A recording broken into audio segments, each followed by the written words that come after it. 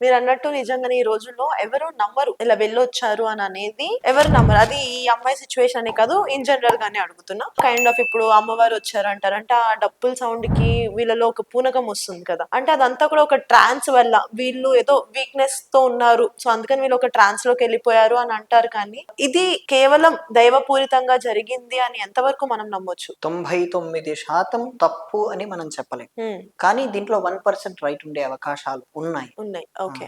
పూర్తి ధర్మబద్ధమైన జీవితం పాటిస్తున్నప్పుడు, హ్మ్. అటువంటి గ్రామ దేవతల దగ్గరికెళ్తున్నప్పుడు, ఆ డప్పులు కొట్టకపోయినా కొంతమందిని అమ్మవారిని చూడగానే ఆ భక్తితో ఉప్పొంగిపోయి, హ్మ్. అమ్మవారు వాళ్ళలో ప్రవేశించి చెప్పుతున్న సందర్భాలు 1, 2 సత్యాలయ్యాయి. ఓకే.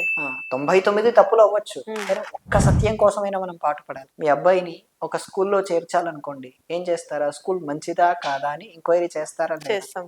ఇది కూడా అంతే తల్లి. హుహు. వాళ్ళు నిజంగా సత్యమా? లేదా? అనేది వారి వ్యక్తిగత జీవితాన్ని, వారి ధార్మిక జీవితాన్ని, వారి వ్యవహార జీవితాన్ని పరిశీలన చేస్తే వాళ్ళు చెప్పేది తప్పా? కాదా? అనేది మనకు మనమే అంచనా వేసుకోగలం. హ్మ్.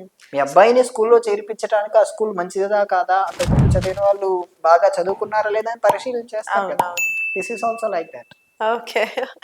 సో, ఈ గద్దె చెప్తారు, ఇదేంటి చిలక జోస్యం కానీ,